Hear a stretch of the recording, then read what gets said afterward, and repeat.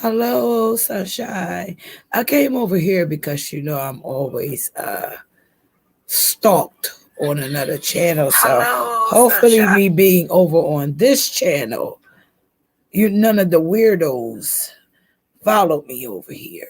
You know, he is just plain evil. Yes. There was a thing on Netflix, Forest with him, but there was also a movie that was done a few years. I think it was a few years ago.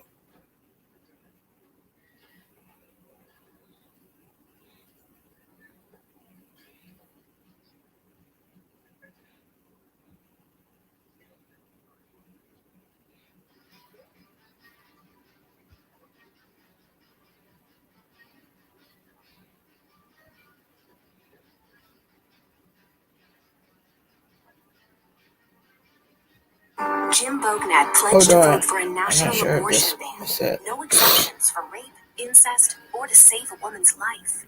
Jim Bognat has no business making those decisions. I don't think so. Don't let Jim Bognat take away our rights. The gang leader, formerly known as Jeffery, continues to maintain his innocence despite insurmountable evidence against.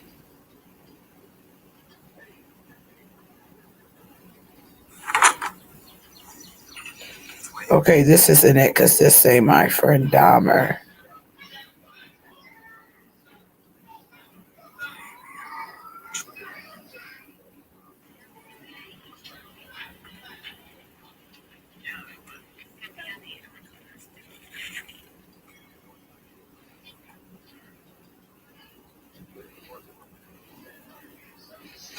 Okay, hold on.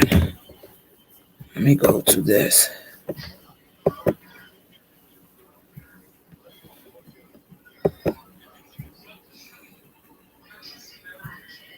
Now Netflix is doing I guess it is a series or some episodes or whatever the case on Jeffrey Dahmer, which I really would like for them to do one on Gary Heidnick. I'm not sure if you guys know or ever heard of him, but where is this? Let me put library. Hold on. That's the wrong thing.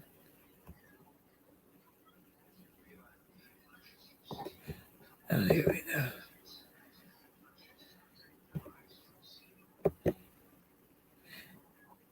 Gary Heidnick wasn't no different than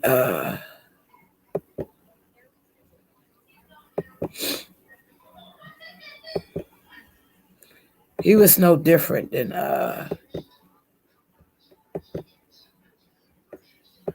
Gary Heidnick was no different than Jeffrey Dahmer. He was a guy that was down in Philadelphia, and what he did was he had kidnapped these women, and he had kept them in his basement for a period of time. But we'll get to that. But he kept them in his basement for a period of time. He was into cannibalism too, but what he did was he basically made the women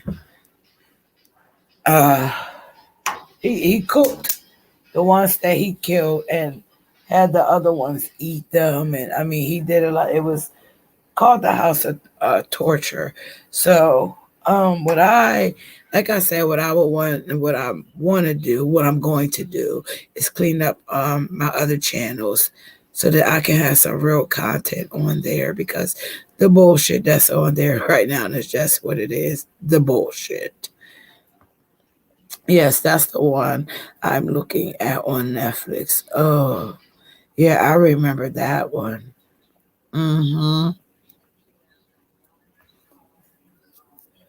Thank you, Miss Sunshine. I am so glad to hear that. She say when her day is not good, she's doing wonderful. Well, thanks for asking. And you're always welcome. When my day is not good, you make me laugh. Thank you very much. That's what I'm here for.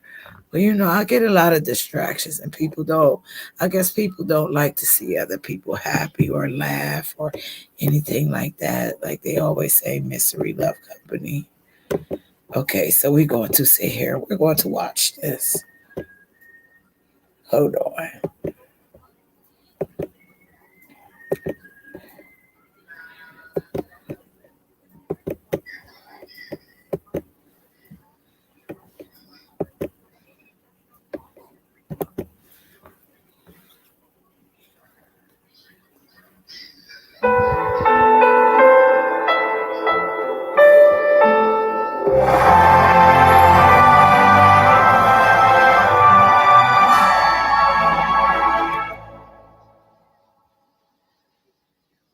Hey, Nelly, now. Okay, it says on February 15th, 1992, in Milwaukee, Wisconsin, Jeffrey Lionel Dahmer was convicted of 15 counts of murder and sentenced to 937 years of federal prison. The following story was inspired by events from his life. Certain characters and events are fictional. Okay.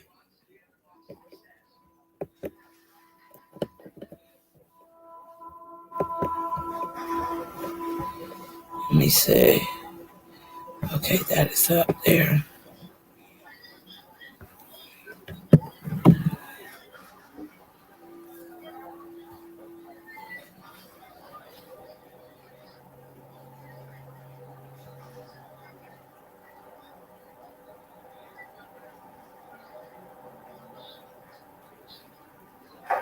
Love that runs away from me, dreams that just won't let me be, blues that keep on bothering me, chains that just won't set me free. Too far away from you and all your charms.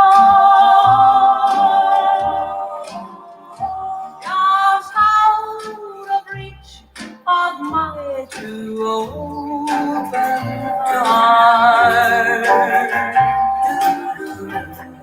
Each night in dreams I see your face. Memories time cannot erase. Then I awake and find you gone. I'm so blue and all alone, so far away from lips so sweet and warm. Hey, Jeffrey. Jeff, this is Bill here. He's new. He's been working 6 years over in the Madison plant. I told him you could familiarize him with the ass-backwards way we do things around here. So basically, you just want to make sure wrappers line up in the center line. Usually about after half a roll, just got to open this up, realign it, center, and you're fine. You ever worked these hours before? I've worked graveyard before. Oh, well, this is worse. You kind of mess with your head if you're not the right kind of person. Watch your hands. Let's try some. Check, get a chair. Reach up.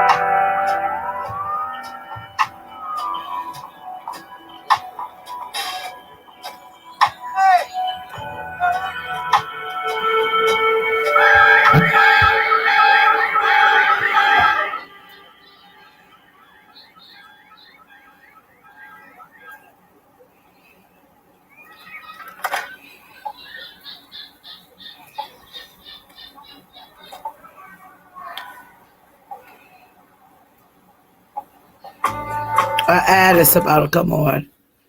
Watch this. I can show you how to get the sweetest deals online when you shop from major retailers like Amazon and Target. You can drop prices automatically. But we're not going to watch it.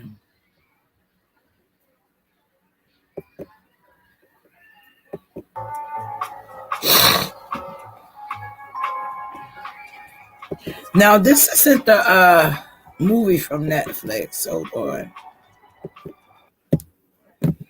on. This isn't the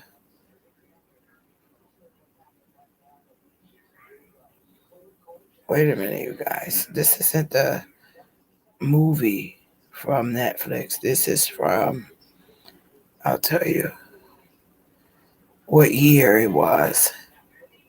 2019, April the 4th.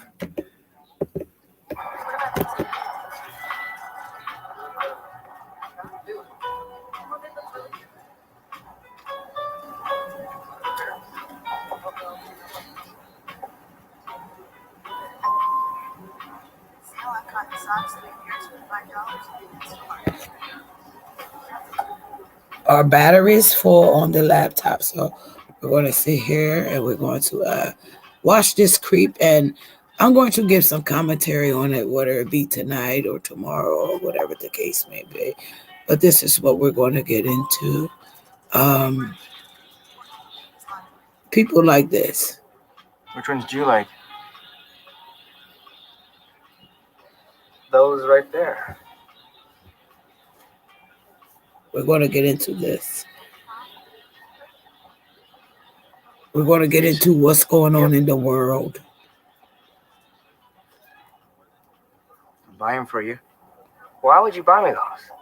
Because I like to do nice things for people. Well, Makes me I'm feel taking good about that this is myself. his first victim. You can Yes, buy that. movie night. That's sad. What? That we've gotten to a point where doing nice things for people is considered insane. I gotta go. All right, wait. I do want something from you. I want to buy you those shoes. Then in return, I'd like to take some pictures of you. See, I was right. Yeah, you're right. Still a good deal for you. I buy you these shoes. Just gotta take a couple pictures. Well, what kind of pictures? Just a couple Hit the pictures like of you button. Thank you. making a muscle, sitting in a chair, looking tough. I don't know. Come on. Let's get you these shoes.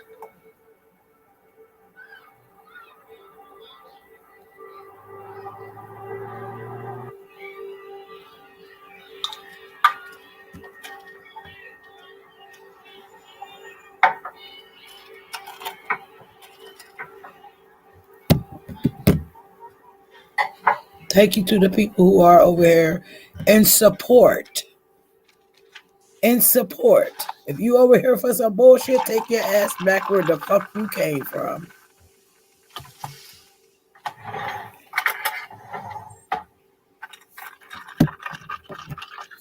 Make sure y'all hit that like button.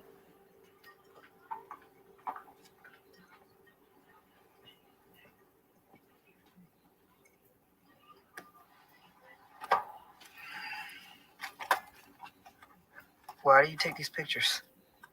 Because I think you're a handsome guy.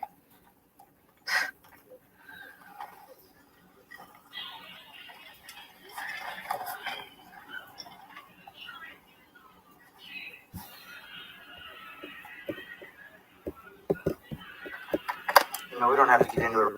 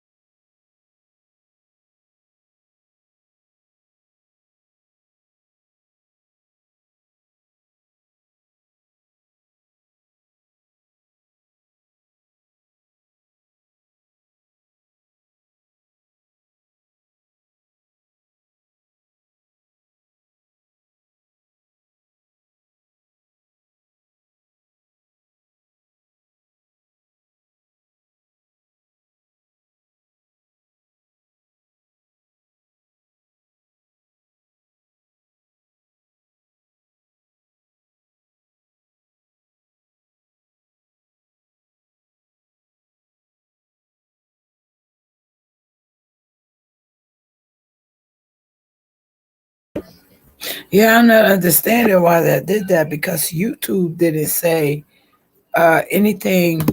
I didn't get anything from YouTube, so I'm not sure. But right away, you can just watch some TV.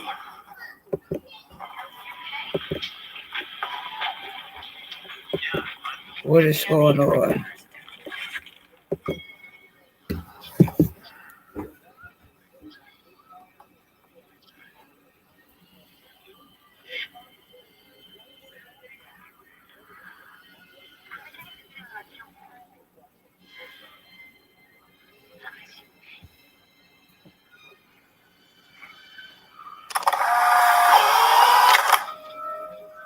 Move out of the way.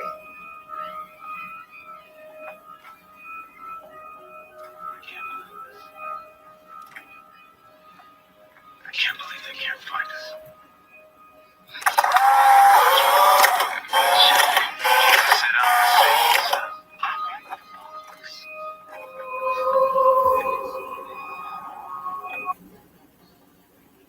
If you are a mom in the U.S., you could claim up to $1 million in family life cover benefits for your children and spouse before the end of this month. Click the blue button below to see if you qualify right now for this benefit. This plan provides your children and surviving partner with a tax-free lump sum of money to help ensure all of your family's bills.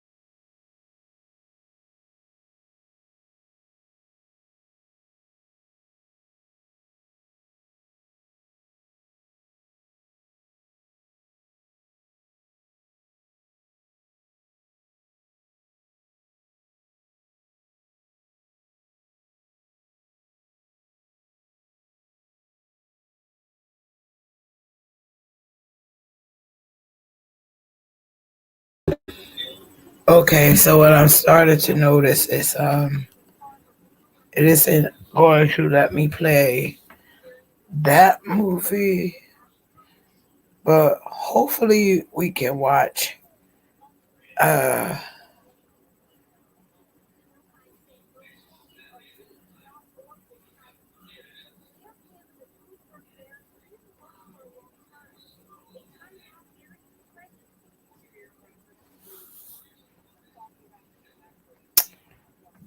I really wanted us to watch that.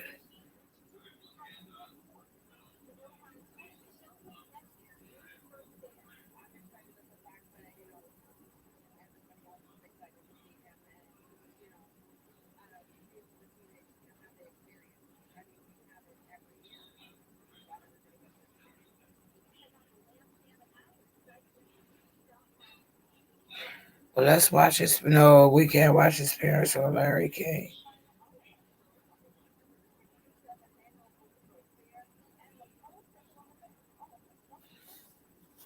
Okay, hold on.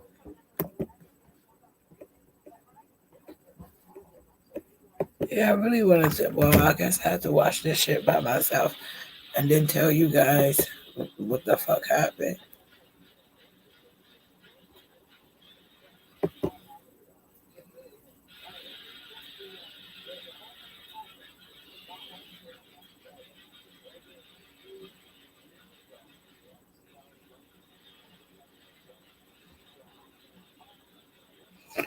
Hold on.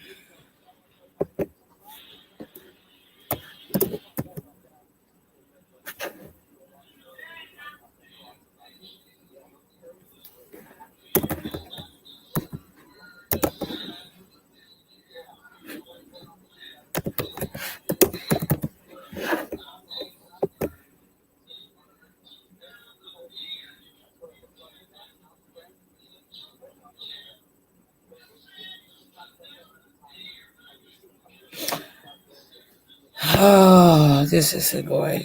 Yeah. Okay, hold on. Because a lot of these you can't.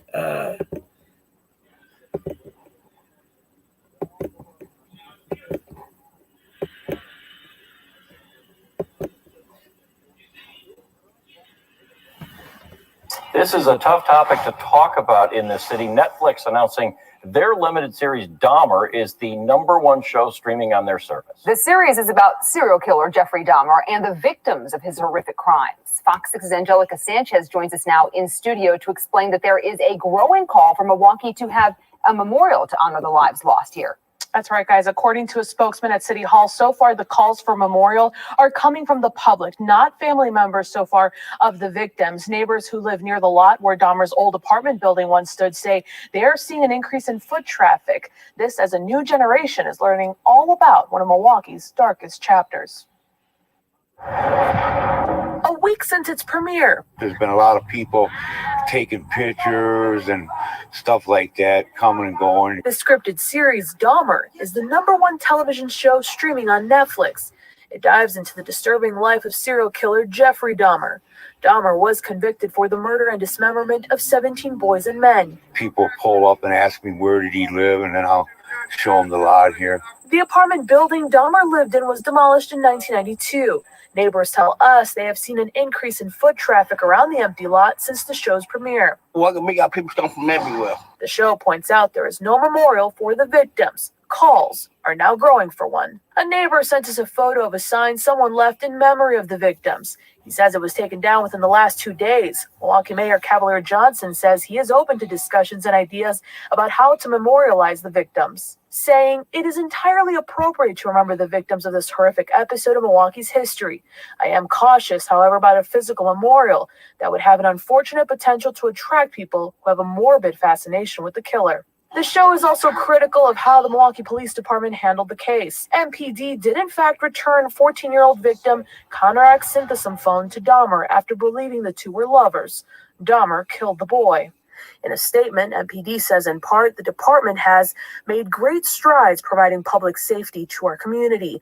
The officers that were involved in the tragic Synthesome phone incident from over 30 years ago were fired by the then police chief. However, a judge overturned their firing. They should be memorialized, but this is not my property, so it's not my say. Now, neighbors we spoke with say so far they are not bothered by the increase in foot traffic around the empty lot. They say they are used to seeing people around the property, mostly around Halloween time. They predict this year's Halloween foot traffic will significantly increase. Guys? The mayor brings up a good point about the ghoulish visitors it might attract. This is not the only Netflix show about Jeffrey Dahmer. That's right. There will be another show that will be premiering on October 7th. That show is going to be all about Jeffrey Dahmer's confessional tapes. It will also deal with the people that actually worked the case, the prosecutors, the police officers. So those will be more of a documentary style instead of a scripted limited series. All right, and that's coming out later in October, right? October 7th, that's right. So that is Zakia's birthday, October 7th. John Fetterman support. We don't give a fuck.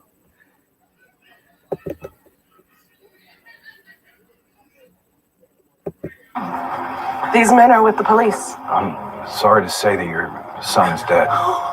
Y'all found Errol's body with those other ones, didn't you? Just days after Netflix dropped Ryan Murphy's Monster, based on real-life serial killer Jeffrey Dahmer, one of the victims' families is speaking out. I'll just try and say I'm sorry. Evan Peters plays the dark and twisted lead who killed 17 victims over the span of 23 years, including 19-year-old Errol Lindsay in 1991. And now, Errol's sister Rita Isbell is vocalizing why she's not happy with the retelling of the tragic experience. My name is Rita Isbell, and I'm the oldest sister of Errol Lindsay. Whatever your name is, Satan. I'm back. In an essay for Insider, Rita slams Netflix for forcing her and her family to relive the trauma. Specifically, this scene where they recreated her victim impact statement word for word. This is how you act when you are out of control. Now, I don't want to ever have to see my mother go through this again. Never, Jeffrey. Jeffrey, I hate you, motherfucker. I hate you! Rita writes that the scene bothered me, especially when I saw myself, when I saw my name come across the screen and this lady saying verbatim exactly what I said. She goes on, it brought back all the emotions I was feeling back then, and it felt like she was reliving it all over again. Rita also calls out Netflix for its, quote, greed, and calls it sad they're making money off of this tragedy. I knew I was sick or evil or both. Meanwhile, Errol's cousin Eric Perry is also addressing the series, writing on Twitter about his experience watching Rita's scene. Quote, recreating my cousin having an emotional breakdown in court in the face of the man who tortured and murdered her brother is wild. He explains how the show is triggering for the family. Put simply, he writes, it's re-traumatizing to watch. Eric also claims no one in his family was informed that a retelling was in the works. Wow. Quote, no, they don't notify families when they do this. It's all public record, so they don't have to notify or pay anyone. My family found out when everyone else did. Damn. Sweet home. I love you so. I want you to know. Oh, what is that smell? Gonna miss your love the minute you walk out that door. So please don't.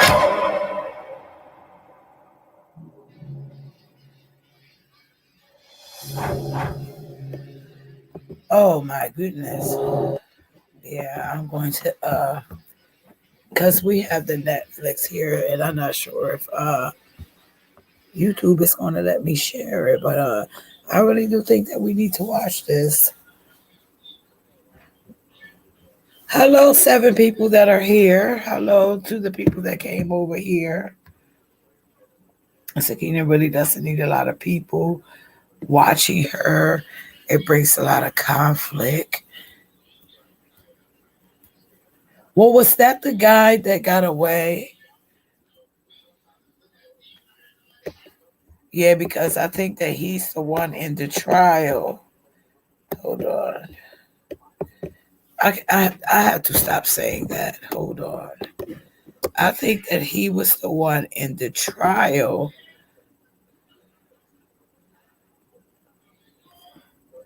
Hold on. Stop saying that.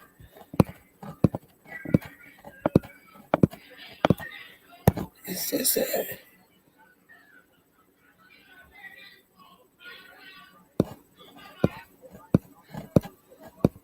Yeah, this was a very sick man.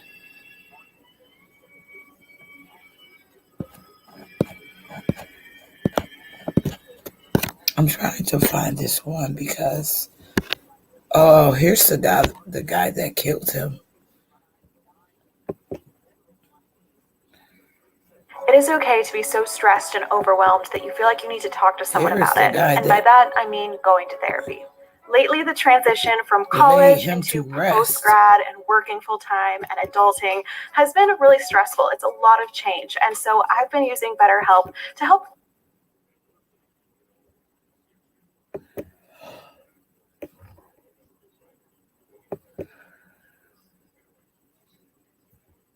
Do you remember when you learned that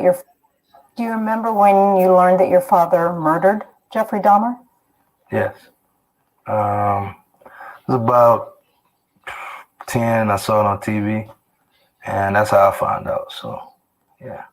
So you suddenly see your... Well, that is a horrible way to find shit out, just like the family had to find shit out for us with when this father, it's a big picture. Movie was coming out. That has to be traumatic.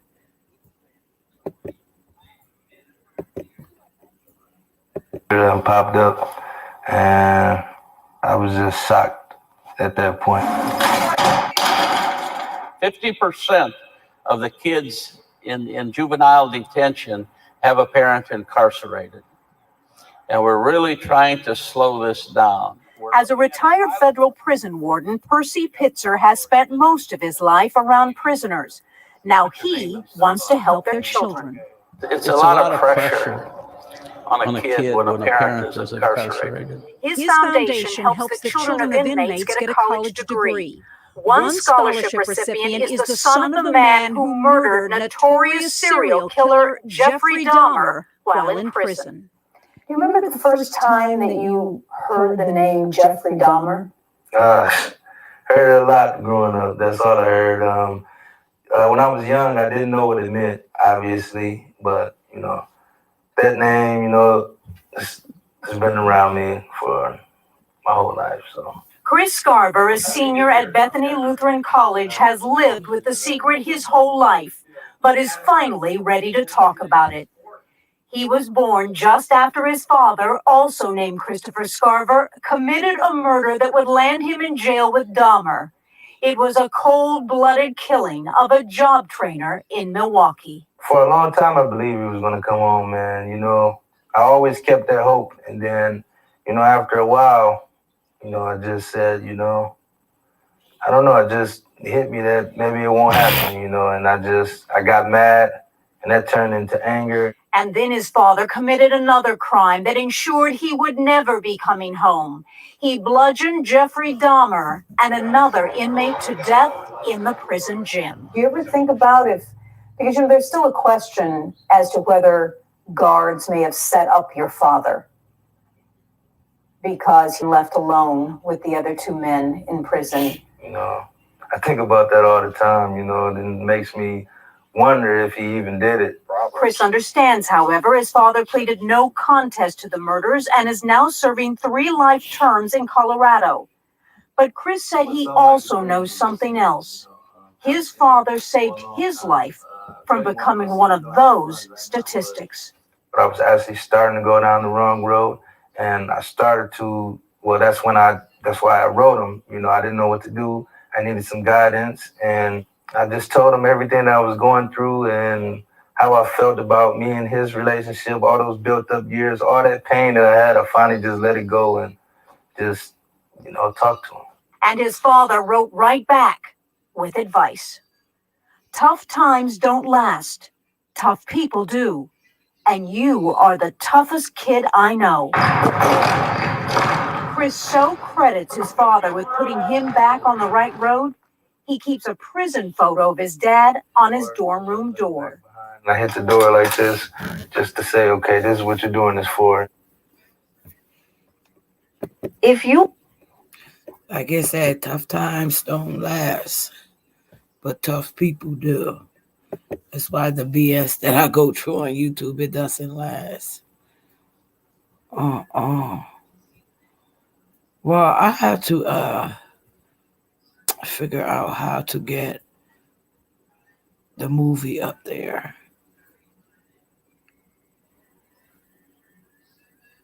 I have to figure out how to get the movie up there. See if Google to see if YouTube allows for you to play movies, because we can do that. Thank God he managed to get away. Okay, I saw that before.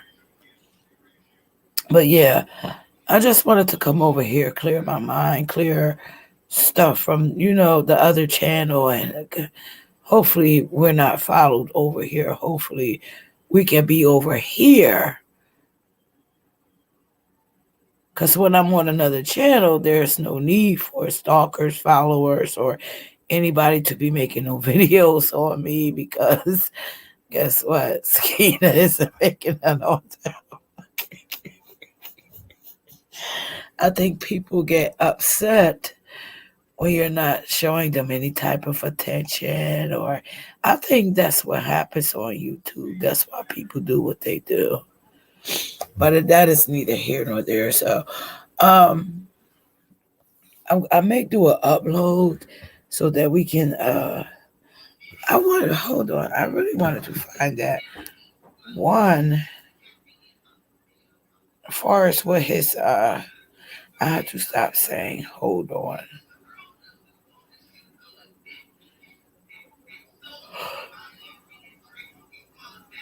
Cause the guy that did get away, hold on, how stop saying that.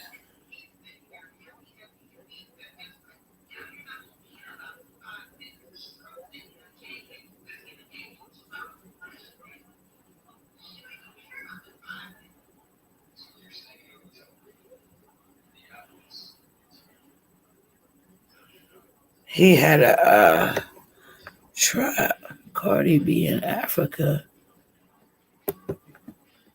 Hmm.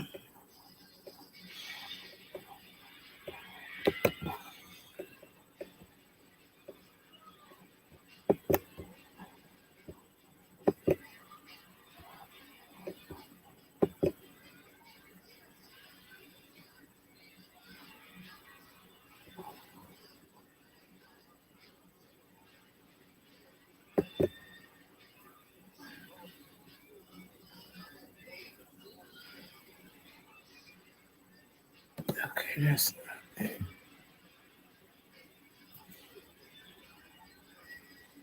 Let me see if I can go down there.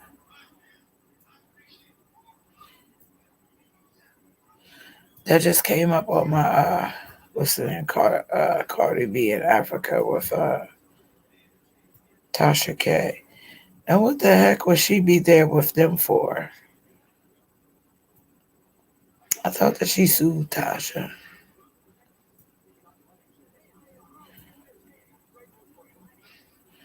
I would love to get in, to what happened to Coolio because some people saying that it was a natural death. Some people are saying that he was a sacrifice. So we really want to know what happened to Mr. Coolio as well.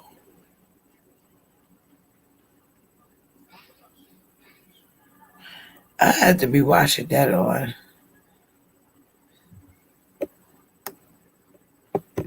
Sakina.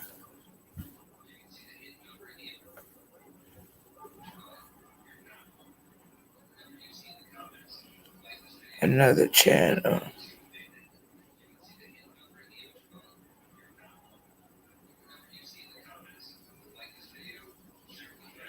See, I'm unorganized and shit. This was what? August the 28th. August.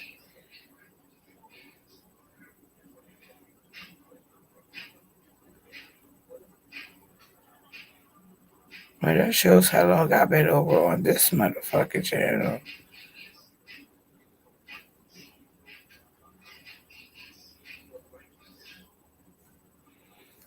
And so we know I wasn't watching it over there.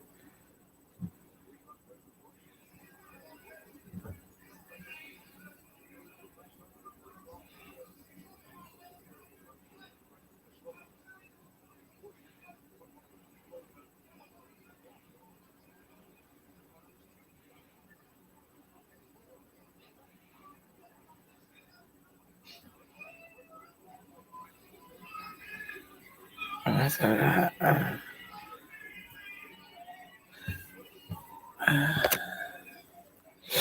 Okay, ladies, we're not going to stay too much longer.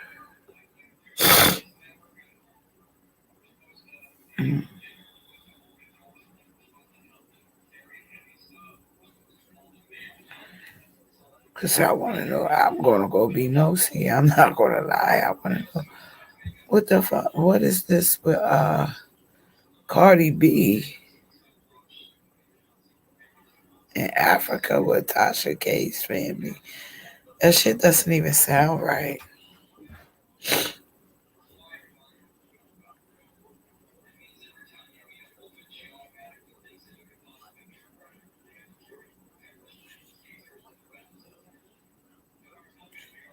Yeah, because that is Tracy's world. And I must have went back to go watch it. Okay, Mellow.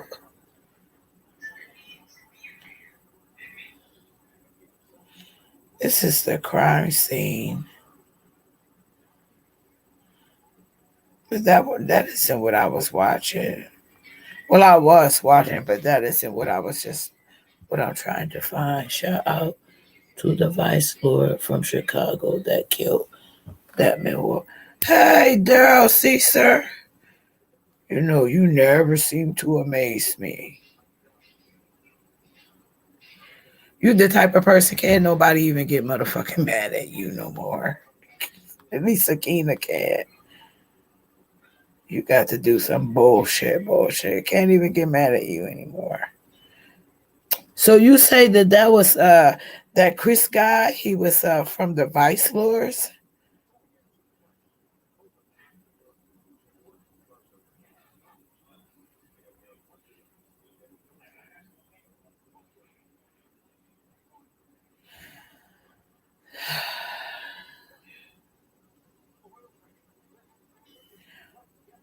What was that guy's name? Ron.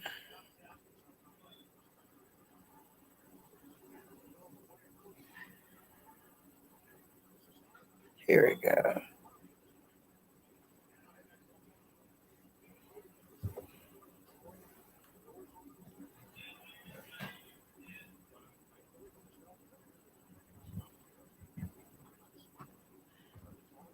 Everyone in Chicago knew about this.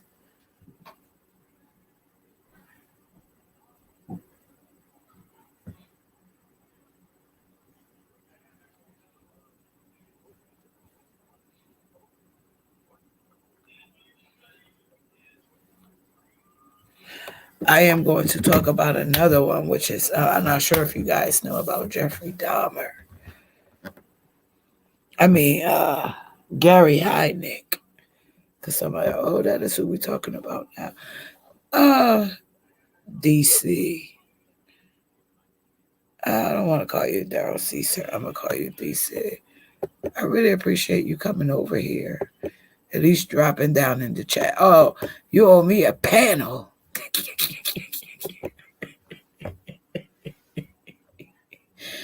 You owe me a damn panel, Daryl Caesar.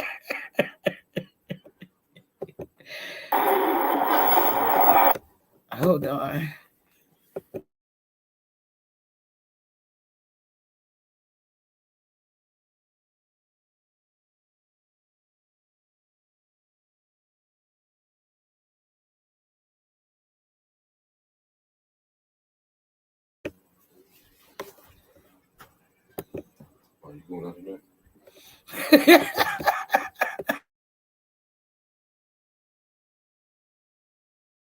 Right over there with you 2 hours later. Hey, babe, I walk in.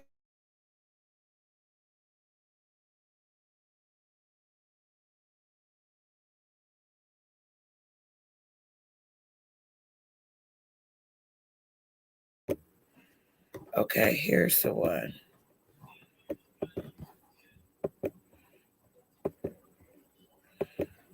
I don't know if I'm going out tonight for Easter. I can't hang. Just saying. I can't fucking hang. I would come up, but my lady drunk and I don't. He said, I don't want her embarrassing me. Yeah, because I would want to hear about this. Well, put her in the room. Tell her it's bedtime. Tell her it's 5 o'clock in the morning.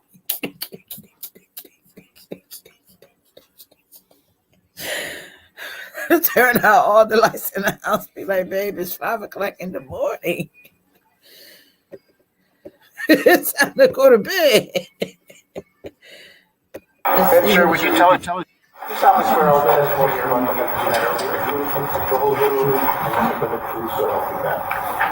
Please be seated.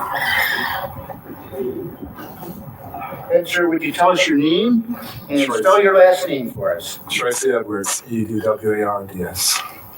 Mr. Edwards, we're going to ask you to speak up very loudly into the microphone. I would like to know in what state do you reside at the present time? Louisiana. And how old are you, sir? 32. 32? And you are single? Yes. You were in Milwaukee, Wisconsin on July the 22nd, 1991? Yes. And at or about that time, on that late afternoon, did you have occasion to see a person that you knew at that time or subsequently learned was a fellow by the name of Jeffrey Dahmer? Yes. And you know that Mr. Dahmer you're speaking about is a defendant in this case to my right, correct? Yes. And that led me, I made a record, I showed the identification. Sir, would you indicate where Mr. Dahmer is seated in the courtroom? It's over there. Right in the middle between my two associates? Yeah. Is that right? That's right. Okay. The record should reflect the defendant's been identified. Now, Mr. Edwards, you and I met for the first time last evening. Yes. And you came up from Louisiana at my request with your attorney. Right. Mr. Saeed, S-Y-E-D, Salet, S-A-L-E-T. That's correct. And you came up here to testify to the events, as you recall them, that occurred on the late afternoon, early evening, early morning hours of July the 22nd and the morning of July the 23rd, 1991. That's correct. So that you know, Mr. Edwards, your name is known to the jury because there has been testimony concerning what happened to you and at the apartment of Mr. Dahmer. Do you understand? Sure. Yeah. Okay? Okay. Where did you know Mr. Dahmer by name prior to that date? I've seen him a couple of times before then. I didn't know his name personally. All right. Did you ever talk to him before that date? Speaking to him, saying hello as he passed by. Yeah. Just casual, friendly? Casual, yeah. Now, he just was having casual conversation with this weirdo. Hellos. Hellos, yeah. Where was it that you saw him in the late afternoon, early morning hours of July the 22nd? Grand Avenue Mall. And that was in Milwaukee, Correct. downtown Wisconsin. Wisconsin, correct. Were you with somebody or were you alone? A couple of our friends, yeah. Okay, so the record is absolutely clear. You are not a homosexual, are you? No, not at all. Okay. So you were with a couple of your buddies, were you? That's correct. And what were you doing? We was drinking beer, just talking, hanging out, you know. About 6 o'clock at night, was it? Yeah, about 6:15, whatever. Did you have occasion then to see Mr. Dahmer? Yeah, he approached us eventually and started talking to us. Yeah. Were you 3 black males? Yeah, one white, 2 black males. So you were friends? Yeah, my best friend was white, yeah. When he came up and started talking to you, what is it that Mr. Dahmer said to you? He said he was just in the city from Chicago. He was taking care of her sick grandmother, I believe, in West Allis. Yeah. And did he have any further conversation with you and your friends? Yeah, he was just talking. He said he was a professional photographer. He usually pays people for pictures and stuff like that if anybody was interested in making money at that time. To have to pose for pictures? Yeah. Did he describe the kind of pictures that you were going to be posing for if you chose to take him up on the offer? He said nude. Nude. Right. Okay. Now, after he said that to you, what did you and your friends do? They were just talking, discussing it, you know, seeing what was going on, yeah. Okay, that's what's kind of curious to me. He said that he wasn't gay. But, you know, this man asked him, you know, about taking nude pictures. And evidently, he went up there to go take the nude pictures because he ended up being one of his survivors.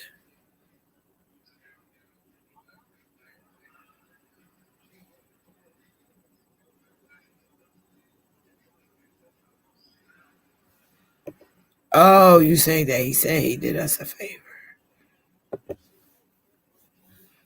And what did you end up doing? Did you remain at Grand Avenue or did you go somewhere else? We proceeded from there. He said he was going to buy all those guys beer, rum, and coke, watch videos or something like that. Rum and coke, did you say? Yeah, we went to the liquor store in Wisconsin Avenue, 7th and Wisconsin Avenue. So you walked from Grand Avenue down to 7th and Wisconsin? Yeah, up, so to speak. Yeah, At that between time- 5th and 6th, 7th, something like that. Okay. I'm not really sure. The general area of 6th or Right. 7th in Wisconsin. Right. Was it going to be the three of you and Mr. Dahmer were going to stay together, or was it agreed upon that one or others of you were going to go with Mr. Dahmer, or was there no agreement? They were going to meet up with us eventually later on that evening. Meet up with who? Jeffrey at his apartment, but he gave them the wrong address at that time. Okay, so did you, the three of you and your two friends and Mr. Dahmer, walk down to a liquor store, and what happened when you got to the liquor store? I saw my brother. We started talking. At this time, Jeff was talking to my other friends. So you say you saw your brother. He wasn't one of the three that you were with No, then? no. You saw him on the street? Yeah. Okay, so you had conversation. Right. Okay, did anyone go into a liquor store and buy anything? Mr. Dahmer brought liquor. Yeah. So he went into beer. a liquor store? Right. And when he came out, who was still there? Okay. When he came out, we were all still there. And then what happened? Tell us what happened then. Okay. He was talking to them. Then we were going to go up the street. I was going to go home and change and everything at this time. So we proceeded. We caught a cab at the bus station, Okay. Yeah. Now, what was your plan as you were in front of that liquor store after Mr. Dahmer came out with the liquor and you had been talking to your brother? What was your plan? What were you going to do? You say you were going to go home and change clothes? Yeah, and eventually I was going to go over there, and maybe check out what he was talking about making the money at that time. So your interest was in making some money? Right. Well, that's kind of sad because if you, as a man, I mean,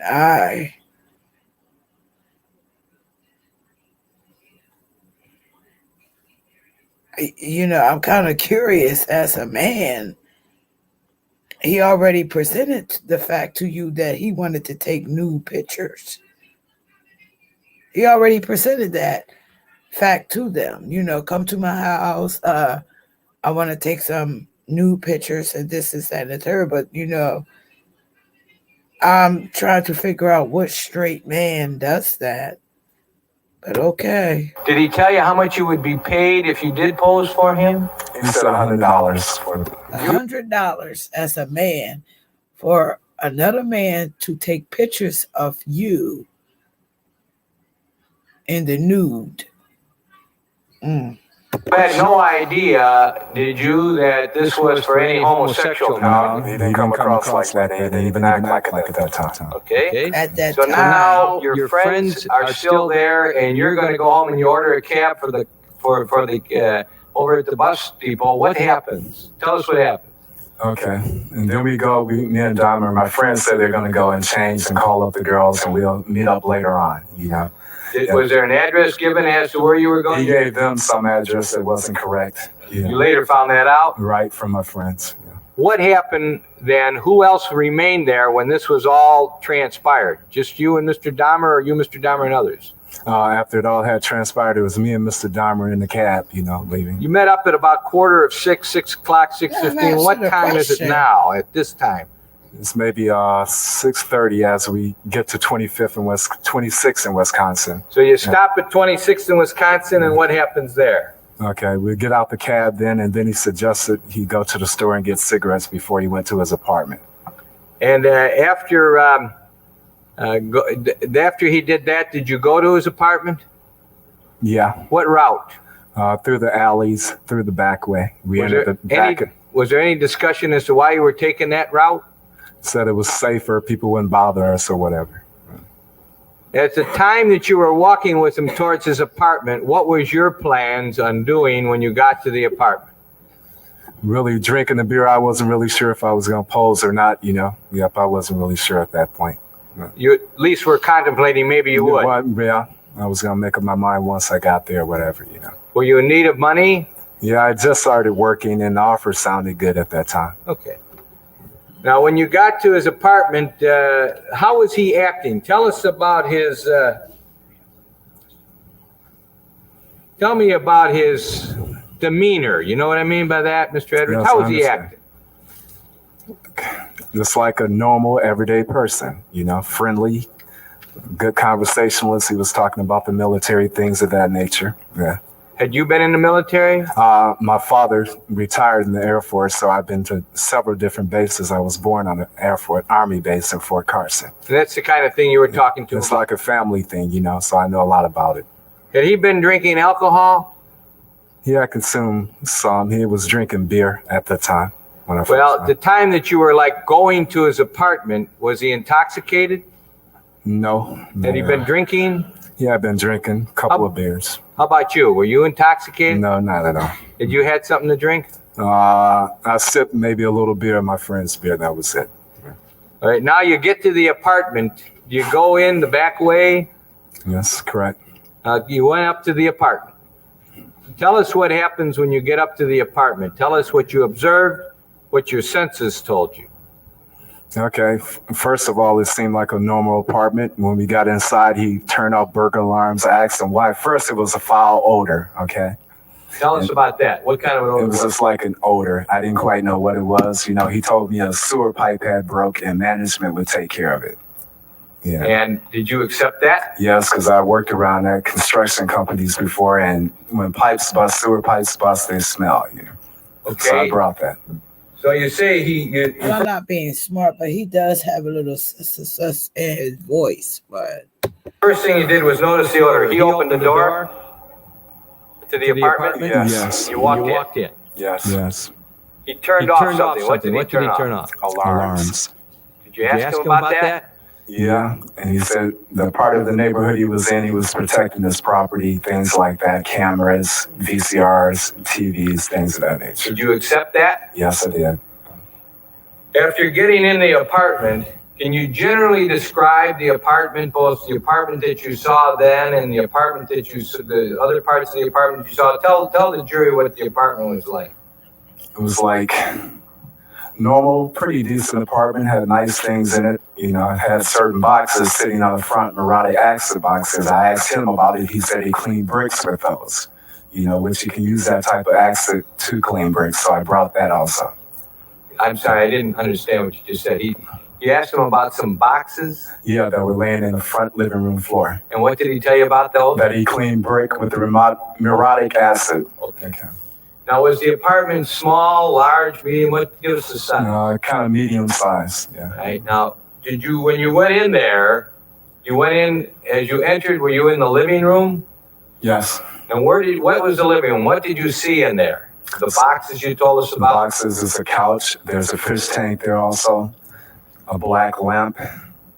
Yeah, there was a little table-like on the left side. Could you see a refrigerator? Yeah, I could see the refrigerator on my left. Was it close to the living room? Yeah, maybe 8 feet from the living room. And so it's just off the living room? Right. Now, did you stay in that room or did you go to another room right away? We stayed in that room for a while. And where did you sit, if you did? Okay, at the end of the sofa like I am now, this is a sofa. I was at this end, and he was at this side. Referring to the jury, a witness box, if that were a sofa, he would be at that end. That is the end where he's seated on the witness stand, which would be the part closest to the judge. Is that right? That's correct. And where did Mr. Dahmer, what did he do? He sat like here, maybe a couple feet from me. Not close to you? Maybe 2 feet. You in fear of anything at that time? Not at all. Okay, and what did the two of you do? Okay, he said we were still talking, chatting, He asked me, was I interested in doing the photography? I told him I was still contemplating, so therefore he offered me a beer and a rum and coke mixture at that point. Now, you're fully clothed. Yes. Okay, and you're sitting on a couch. Right. And he talks to you about this posing, you weren't sure you were going to do it. Right. How much had you been offered to do the posing? $100. Okay. And when he brings you the beer, he brings you rum and coke? Yeah, he brings the... If he wasn't sure if he was going to do it or not, why was he there? Why did you those are questions. If he wasn't sure if he was going to do it or not, what made him go to that man's motherfucking apartment? They had to walk there. So I mean, during the destination of the walk, you still didn't make your mind up to say no, I'm not going, or I don't want to do this. This is not. $100 was more money in 1988 than is today. Low key, 100 is 1990 was like. That still doesn't. Well, I mean, he could. He wasn't sure whether he was going to do it or not. But so my thing is, if you wasn't sure, why would you go to his house if you're not sure? That's just like me. If I'm not sure if I'm going to fucking do or not, I'm not going to go to his house. What am I going to go to his house for? Because I'm unsure already about the proposition. This man already had informed him he wanted to take news of him. But he said, oh, I'm not gay. I don't think that in 1989 that straight men was like, oh, yeah, being gay wasn't as open as it is now. Not grown men, but black boys. When these were, they were grown. Anyone over 18, because I don't think that he was under that. He wasn't under 18. So when you say boys, I know that one boy was under 18, that one minor boy. But I think that these other guys was like grown men.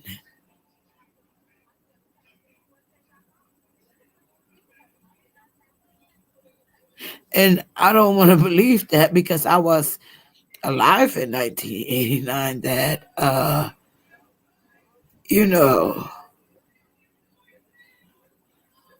these men aren't gay, but they're going to allow for this white guy to come and take nude pictures of them at his house for $100. I understand what you're saying, DC, and I'm not disputing anything, but The beer first, and then he brings the rum and coke. How big of a glass? Maybe that big. About 4 inches high? 4 inches, 3.5, something like that. Did you ever taste it? Yeah, I took a few sips. Was it strong, weak, medium, or just about right? I'm not a big liquor drinker, so it didn't taste that good to me. Didn't taste good to you? You don't know if it was strong or not? Strong or not, no. Because I'm like, what did Mr. Dahmer do? Did he likewise have a drink?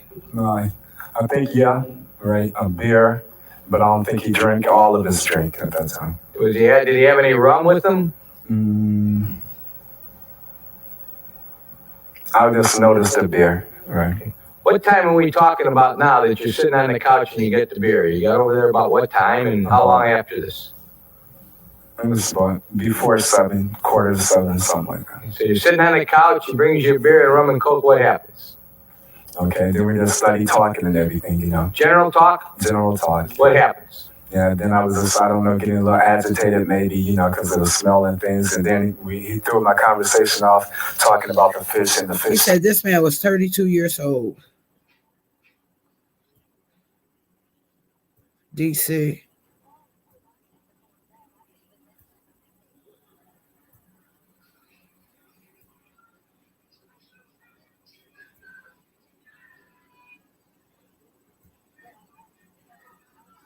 Oh, hold on.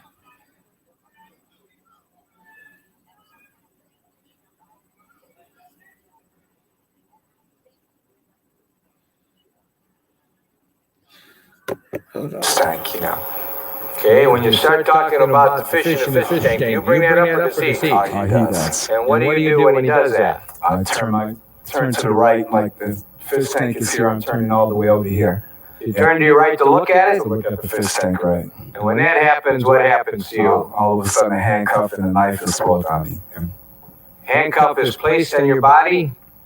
Where? On my left wrist. I think that And you he see a knife? Yeah, the knife, yeah.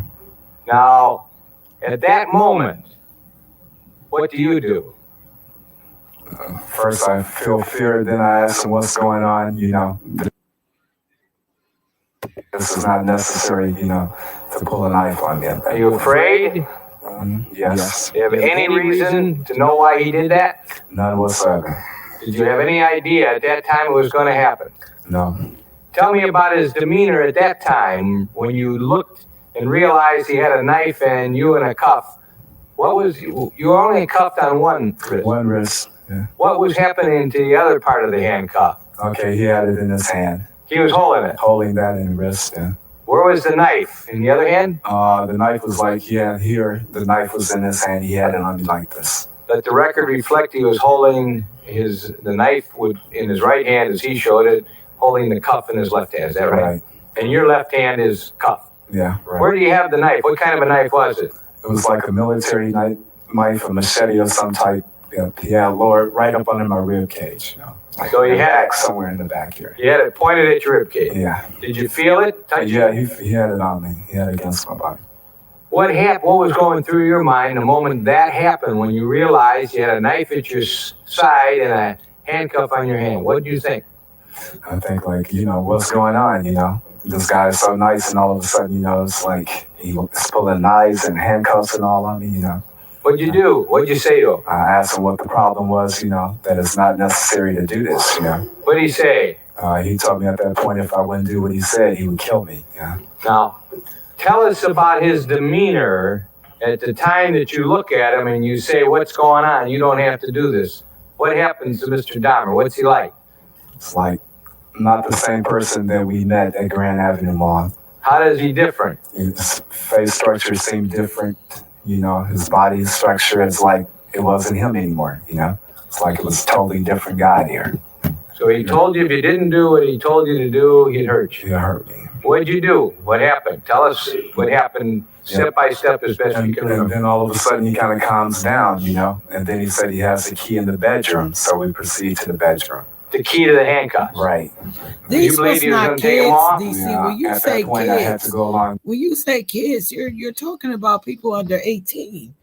And it is says the only one that was under 18 was that 14-year-old. Excuse me, I didn't mean 4-year-old. That 14-year-old. With this guy, and then if I had to find out, so I walked back there with him. He kind of guides me back there, Guide you back with the cuff and the knife? Yeah, right. And you go into the bedroom. Right. What do you see in the bedroom? My nose is cold. About 50, 60 gallon drum barrel, whatever. Did you ever see a 50, 60 drum barrel in anybody's bedroom before? Not at all. Do you have any idea? Did you ask him what it was? No. At that point, I asked no questions at that time. Was there a bed in that room? Yes. How was the bed? Was it made, unmade? It was unmade. What did you see on the bed, if anything? Something like a stain or whatever on the bed. What did you think it was? At that point in time, I wasn't sure. What did you do when you got in the bedroom as he's holding on to the cuff and the knife? What did you do? Studied us talking, trying to be friends with him. Did you remain standing? Did you sit down? He made me sit down at that point. We both sit on the bed. Was it at the foot of the bed, side of the bed, head of the bed? Maybe halfway between. Did that room have a TV set in it? Yes. Was there anything going on the TV? Yeah, the Exorcist movies was playing at that time. There was an Exorcist movie on. Right there. You know which one of them? The name, I'm not sure. I think it's 3. I'm not sure which one. So there was a movie. Did you know it to be part of television or VCR? VCR, normally that's not on regular television, so I thought it was VCR. You knew there was a movie showing? Right. Did you see him put it on, or was it on? No. When we first got into the apartment, he went through the back, into the back bedroom. Maybe he put it on then, I'm not sure. Okay. And then what happened? You're both sitting on the bed? Yes. Are you still in handcuffs? Yes. Is he holding the handcuff? Right. Do you still have the knife? Right. Is it pointed at your side as you told us before? Right. You trying to be cool? Very much so. You're not fighting with him? No. What's your intention? What are you planning on doing? Getting away. I was contemplating on at the point jumping out the window. I was basically talking with this person, trying to let him know I was his friend. Yeah. As you were sitting there on the bed, when he had you by the handcuff and a knife at your side, At that time, which would have been maybe 7 o'clock, Something like that. what impression was made upon your mind by the conduct, action, manner, expression, and conversation that you observed of Mr. Dahmer? His frame of mind is what you want to know, right? Okay, he acted. At times, he would go through like different changes with me, you know. Tell us about that. 1 minute he's like nice, then he was telling he didn't want people to leave him or abandon him, things of this nature, you know. Yeah. Well, what did you think about him as a person? What impression was made on your mind of this fellow that you're dealing with here? Yeah, that at times he wasn't himself, and then at times he was like a nice guy, you know. He would come and go different times, you know, throughout the whole time. Then he would like sit, being quiet at times, watching a movie, wanting me to watch the movie, you know, and just doing little tanning sounds, you know. Did you observe him watching the movie and how he would react to the movie? Right, he would like just start rocking back and forth, you know, certain parts of the movie or whatever. You have to say, what did he say, man? It was like chanting in certain times and rocking back and forth, right? Tell us about his chanting. What was that all about? I'm not even sure, sir, but it was just like, I can't tell you the words. I couldn't understand what he was saying at that time. Can you mimic him? How it sounded? It was like a slow slur, like, some of that nature, something close like that, I'm not sure. Did it keep on for a period of time? Off and on throughout the ordeal. And how about the movement back and forth? How was that being effectuated? Just like back and forth, he would do it every now and then. Just as you are rocking in your chair. Like this. And chanting. And chanting. Was there any parts of the movie that was going on that you saw that he said anything about? It was like the part about the preacher. There used to be a preacher that had got possessed. And that it would seem like he was like interested in that part. That part had his attention more than anything. Tell us about what you mean by that. What impressions were made upon your mind when this was going on as to had his attention? How did he appear to you? It appeared like it was like he wanted to mimic it or be like that part, you know, being demonized or whatever in that nature. I'm sorry, I missed it. Yeah, like he wanted that type of movie, that part, certain parts of that part interested him, you know. It was like he changed with it at times. Then he would get more aggressive, try to get me to handcuff myself, both hands. And he's told me it made him feel more dominant. Okay, did you and he move off of the bed at any time? Yes, he wanted me to lay flat down, stomach down on the floor at that time. Did you at any time go to the bathroom, use the washroom prior to the time that he asked you to lay down on the floor? No. All right, tell us what happened how did that happen that he told you to lay down on the floor? Yeah, he told me to lay down, face down, put both of my hands behind my back because he changed again at that point, like he got more aggressive at that time. Okay, now, but tell us, did he still have the knife out? Yes, he still had the knife with him. And what did you do? Okay, I kind of like laid on my sides. For some reason, I guess God told me not to lay flat down or let this person handcuff me, so I didn't. So you were trying to stop that from happening, but you got down on the floor. Right. What did he do? He kind of laid across me, put his head across my chest at that point. And what was he doing with his head? Pardon me? What did it appear to you he was doing with his head? What was he trying to do? Like he was listening to my heart, because at a point he told me he was going to eat my heart at that point. He said he was going to eat your heart? Yes, that's correct. Did he still have the knife? Yeah. Where was the knife pointed? When I was on the floor, he had it pointed at my groin area at that time. One knife? He had several, and then he slid one. I managed to slide one underneath the bed. And I guess during a point of time through an ordeal, he didn't know where the knife was, so I didn't know if he felt that was a threat or not. So he still had a knife, you're on the floor. How long does he lay on top of you trying to hear your heart as you've described it? Maybe a minute and a half. And then what did you do then? I knew something was about to happen, so I suggested that I go to the bathroom. I had to use the bathroom at that time. And what did he do? He kind of guided me to the bathroom.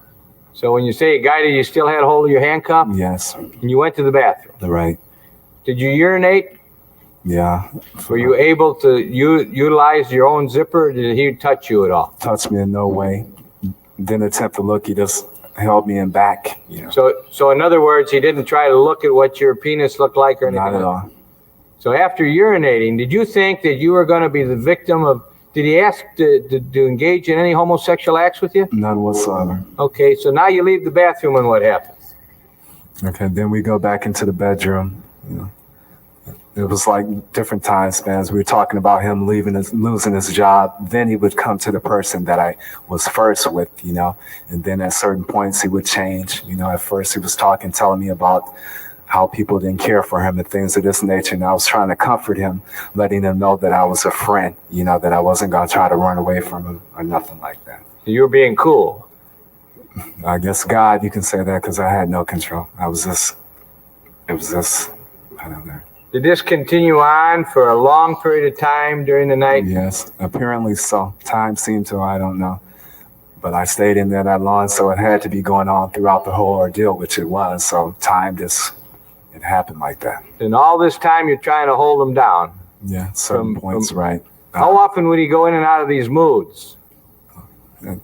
Sorry, the time spans I couldn't really tell you, but like he would I guess if you want to put it together in time, every 30 minutes, 20 minutes, something like that, you know. And then he would have moods of being just silent, you know. And I wouldn't say anything, try to provoke him or say the wrong thing. I would be silent with him.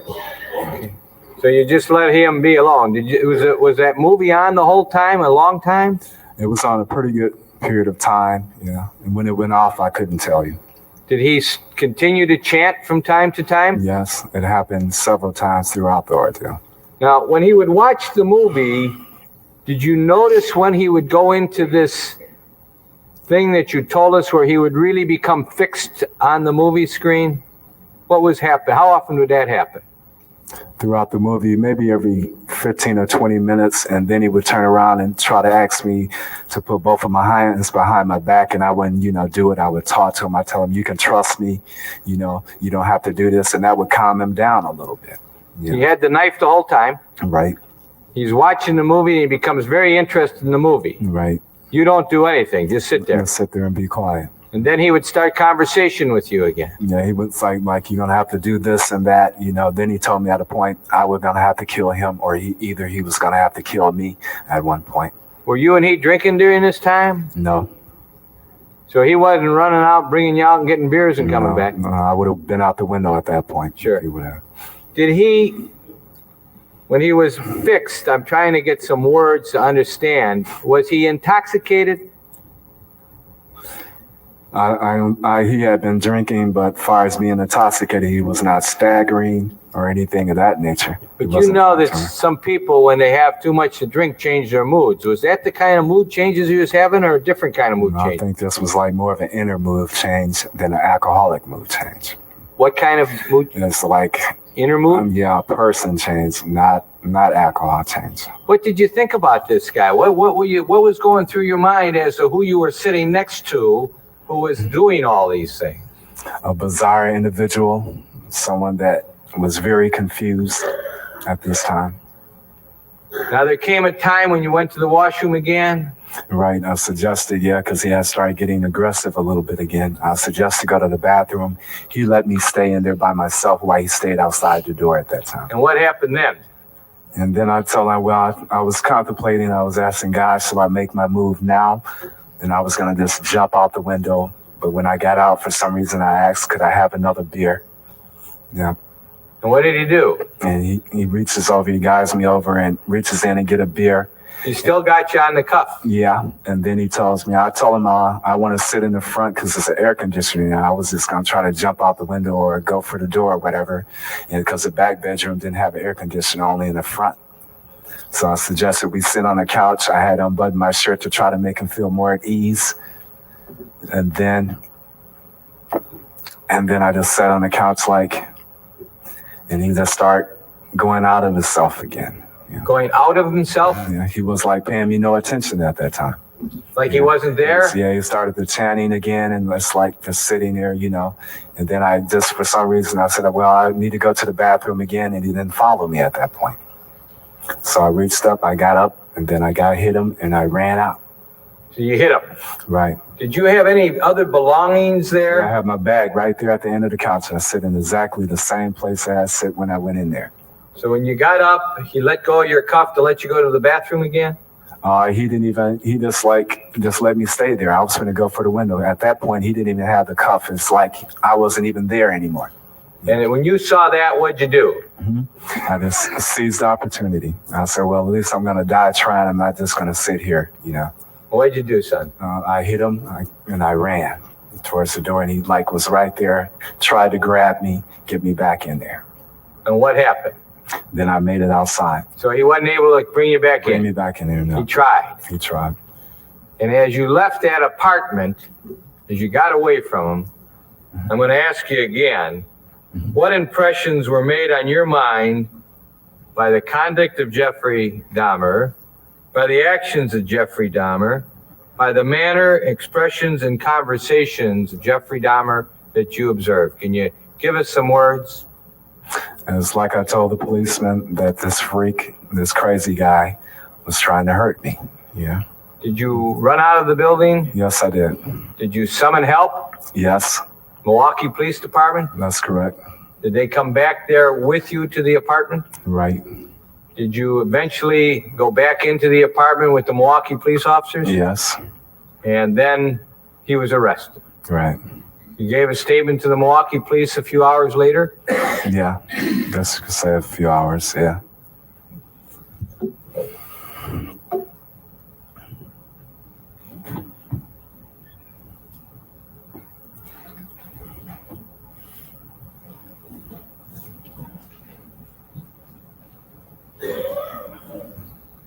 It has to be horrible.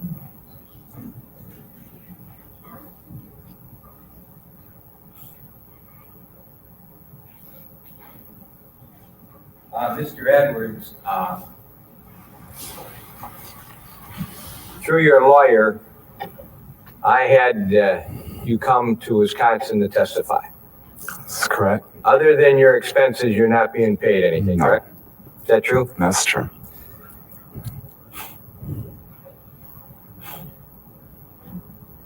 Thank you. Yeah, thank you.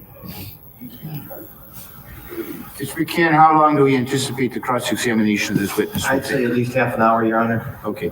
That being the case, I think it's appropriate that we take a recess at this time. About 15 minutes. Court's in recess. Wow, that was a lot to take in. Wow. I never heard in details, but we're going to find out the ages of the men that was involved. Shout out to DC for coming to give some information. We do appreciate that.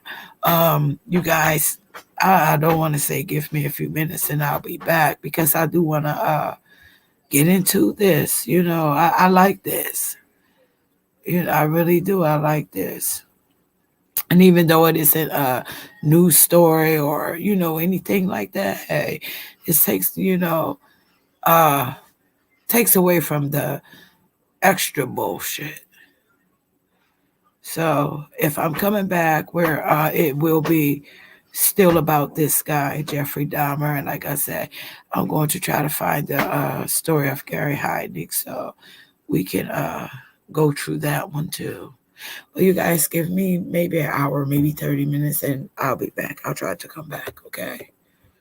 I love you guys. Thank you for your time.